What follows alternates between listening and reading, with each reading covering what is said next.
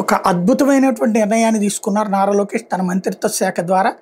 ప్రభుత్వ పాఠశాల విద్యార్థులకి ట్రిపుల్ ఐటీల్లో ఏకంగా 94.78% సీట్లు కేటాయించారు.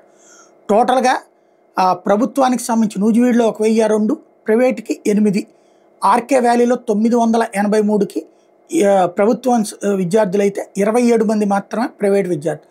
ఒంగోలులో 902 ప్రభుత్వ విద్యార్థులు, 108 మంది ప్రైవేట్ విద్యార్థులు.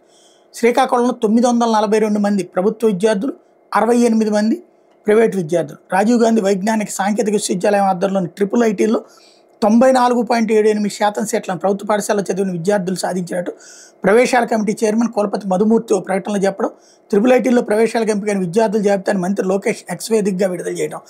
రాష్ట్రంలో ఇడుపులపాయ, ఒంగోలు, నూజివీడు, శ్రీకాకుళంలో 4 క్యాంపస్లు ఉంటే వీటిల్లో 6 ఏళ్ల సమీకృత ఇంజనీరింగ్ కోర్సు నిర్వహిస్తుంటే మొదటి 2 ఏళ్ళు ప్రీ యూనివర్సిటీ కోర్సు యూపీసీ, మిగతా 4 ఏళ్ళు బీటెక్ చదువుతారు. ఒక్క క్యాంపస్లో ఈడబ్ల్యూఎస్ కోటాతో కలిపి 1100 సీట్లు చొప్పున ఉన్నాయి. ఆర్జీయూకేటీలో ప్రవేశాలకు మొత్తం 50,541 దరఖాస్తులు వస్తాయి.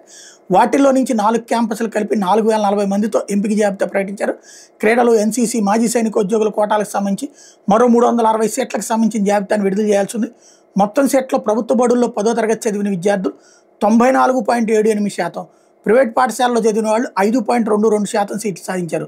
ప్రభుత్వ పాఠశాల విద్యార్థులకి 4% అదనపు స్కోర్ కలపడంతో ఇది సాధ్యమైంది.